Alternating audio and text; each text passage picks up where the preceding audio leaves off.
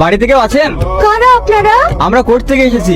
আপনাদের যে বাড়িটা, এটি পিডব্লিউর আন্ডারে পড়েছে। এর আগেও তো নোটিশ পাঠিয়েছি, আপনারা বাড়ি খালি করেননি কেন? আমরা গরিব মানুষ, আমার স্বামী বেঁচে নেই। আমরা মা বেটিতে এখন কোথায় যাবো বলেন তো? দেখুন, আমরা বা কি করবো? কোর্ট থেকে যত অর্ডার এসেছে, আপনাকে বাড়ি এই মুহূর্তে খালি করতে হবে।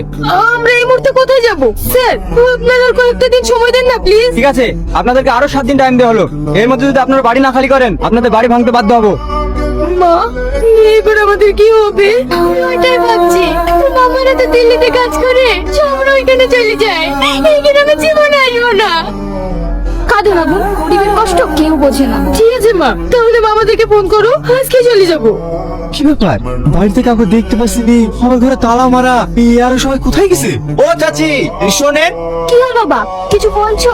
হ্যাঁ চাচি, বাড়িতে সব তালা মারা। আর সবাই কোথায় গেছে? ওদের বাড়ি ঘর সব খাসের জায়গায় পড়িছে। ওর ভাইরা সবাই দিল্লি কাজ করে, আজকে সবাই এখানেই চলে যাচ্ছে। ওরা সব কখন গেছে? এই তো আধা ঘন্টা মতো হলো, এখনো মনে হয় বাস স্ট্যান্ডে পৌঁছে। মামা, ওই দেখো সেই বদমাইশ ছেলেটা। কোন বদমাইশ ছেলে রে?